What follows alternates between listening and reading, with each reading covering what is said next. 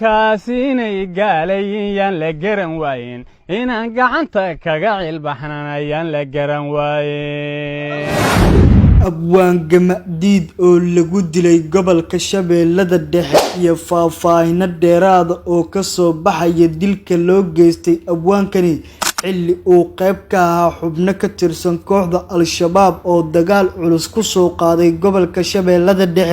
هالكيبه لجود لي مصدبا in caawa ay god ku wada hoyanayaan gamadiid iyo nageeye oo horay uga baxay magaalada caasimadda ee Muqdisho iyagoo ku jira mukeef qabow isla markaana ka doorbiday dagaalka ka dhanka ah dawladda federaalka Soomaaliya isla markaana ku biiray kooxda al-shabaab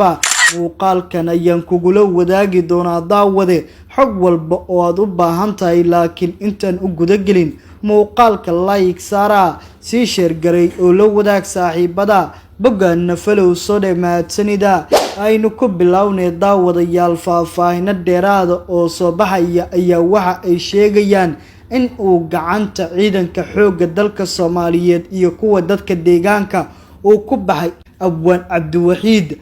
Gamadiid oo kamid ahaa xubnihii dhawaan ku biiray kooxda al-shabaab isla markaana magaalada caasimadda ee Muqdisho kaga tilaabay dhanka Jilib iyo Jamaame oo kooxdu ay ku sugan tahay isaga iyo sidoo kale Abwaan Nageeye Khaliif oo kaga sii horeeyay halkaasi ayaa ku biiray kooxda al-shabaab waxa ay magaalada caasimadda ee Muqdisho ay ku heesteen nolol midii ugu sareysay iyadoo uun isbuuc ka hor halkaasi lagu dilay isla Abwaan Nageeye oo ahaa abwaankii kaga horeeyay Gamadiid ku biirista kooxda al-shabaab waxaana haatan soo baxaya in sidoo kale Abwaan Cabdiwaxiid Gamadiid oo ka tirsanaa kooxda al-shabaab isla markaana hogaaminayay kooxda lagu dilay dagaal culus oo ka dhacay gobolka Shabeellada Dhexe isla markaana ay ku cibaadaysteen ciidanka xoogga dalka Soomaaliyeed iyo kuwa dadka deegaanka warar hoose oo aynu helayna ayaana waxa ay tilmaamayaan in abwaanka uu qayb ka ahaa xubno kooxda al-shabaab ka tirsan oo duulaan ku soo qaaday degmada Al-Kowsar ee gobolka Shabeellada Dhexe isla markaana sidii horay loogu dilay walaalkii amba saaxiibkiis Nageeye Cali Khaliif halkaasi isaguna qudha looga jaray oo ciidanka dawladda federaalka Soomaaliya iyo kuwa dadka deegaanka ay ugu qaarajiyeen Abwaan Gamadiid oo kamid ahaa xubnaha ugu firfircoon ee kooxda al-shabaab abwaanka ayaa waxa uu ka soo muuqday kooxda al-shabaab isagoo sidoo kale tagabay uu ku dhaleeceynayay dawladda federaalka Soomaaliya ka soo qaaday Jiliba waxaana haatan wararku ay sheegayaan in adduunyada laga masaafuriyay Abwaan Gamadiid oo kamid ahaa xubnaha kooxda al-shabaab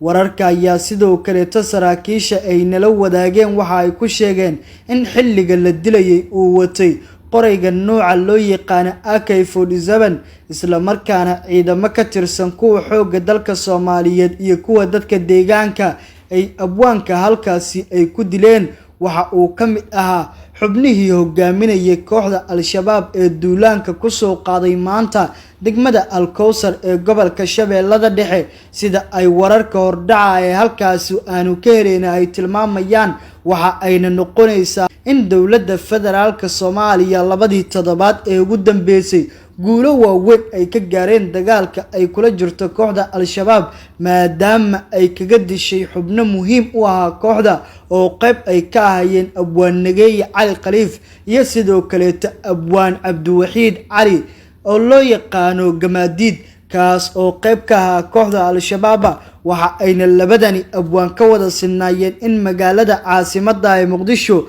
ay kaga wada biireen kooxda al-shabaab isla markaana ay iska dhiibeen dhanka Jilib iyo Jamaame iyagoo halkaasi sheegay in ay janno ka raadinayaan labadani abwaan oo haatan wararku ay tilmaamayaan in caawaba labadoodu ay god ku hoyanayaan daawade haddii aad soo gaartay dhamaadka muuqaalka like saara si share garay oo la wadaag saaxiibada bogana follow soo dhamaadsanida